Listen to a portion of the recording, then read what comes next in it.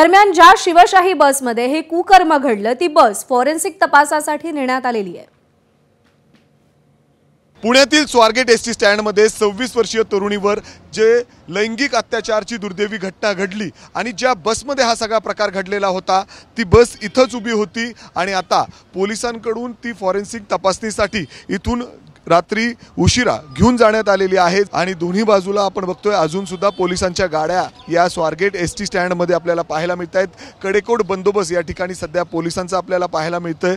खरं तर फॉरेन्सिक तपासणीसाठी ही बस इथून घेऊन जाण्यात आलेली आहे, कारण ज्या पद्धतीने या बसमध्ये हा सगळा प्रकार घडलेला होता त्यानंतर काही इतर पुरावे पोलिसांना सापडतात का यासाठी फॉरेन्सिक लॅबकडे ही बस पाठवण्यात आलेली आहे।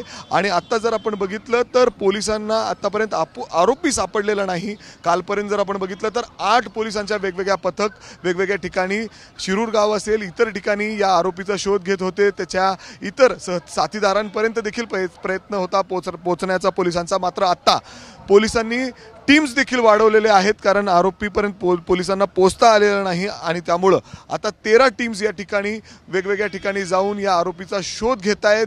त्याच्या घरच्यांना देखील पोलिसांनी कालपर्यंत ताब्यात घेऊन त्यांच्याकडे विचारपूस केलेली होती। आज पुन्हा एकदा ते विचारपूस करणार आहेत, मात्र पोलिसांना 13 टीम्स या ठिकाणी करावे लागलेले आहेत, मात्र अजून देखील आरोपीपर्यंत पोहोचता आले नाही। तर दुसरीकडे स्वारगेट एसटी स्टँडमध्ये ज्या ठिकाणी ही बस उभी होती, ज्या बसमध्ये हा सगळा दुर्दैवी प्रकार घडलेला होता, ती बस देखील आता फॉरेन्सिकच्या तपासणीसाठी इथून घेऊन जाण्यात आलेली आहे।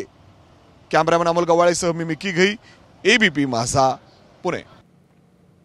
आणि सर्वात गर्दीचं बस स्थानक म्हणून ओळखल्या जाणाऱ्या स्वारगेट बस स्थानकात एका तरुणीवर बलात्कार झाल्याची धक्कादायक घटना घडली। मंगळवारी पहाटेच्या सुमारास ही घटना घडली आहे। एसटी स्टँड परिसरात पार्क करण्यात आलेल्या शिवशाही बसमध्ये नराधमानं या तरुणीवर अत्याचार केलाय। या घटनेनंतर आक्रमक झालेल्या ठाकरेंच्या शिवसेनेनं स्वारगेट बस स्थानकामध्ये आंदोलन केलं।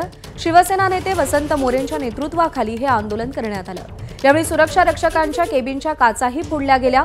दरम्यान बलात्काराची घटना ताजी असतानाच एबीपी माझानं स्वारगेट स्थानकातलं आणखी एक धक्कादायक वास्तव समोर आणलंय। स्वारगेट स्थानकातील जुन्या बंद पडलेल्या बसेसमध्ये कंडोम्स, जुन्या साड्या आणि शर्ट्स सापडले।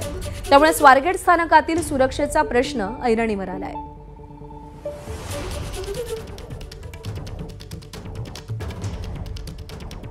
स्वारगेटच्या त्या शिवशाही बसच्या ड्रायव्हरचा जबाब एबीपी माझाच्या हाती आलाय। ज्या बसमध्ये ही घटना घडली त्या बसच्या चालकानं आपला जबाब वरिष्ठांकडे सुपूर्द केलाय। नराधम गाडेनं त्या शिवशाही बसचा वाहक असल्याचं सांगत तरुणीवर अत्याचार केला। आगारामध्ये रसवंती गृहापुढे उभ्या असलेली ही बस विनावाहक स्वारगेट ते सोलापूर अशी जाणारी होती। मंगळवारी पहाटे 3:40 ही बस स्वारगेट आगारात पोहोचली होती। दरम्यान सकाळी 6च्या सुमारास नराधम गाडेनं शिवशाही बसचा वाहक असल्याचं सांगून बसमध्ये नेत तरुणीवर अत्याचार केल्याचं ड्रायव्हरच्या जबाबात नमूद करण्यात आलंय। एबीपी माझा, उघडा डोळे बघा नीट।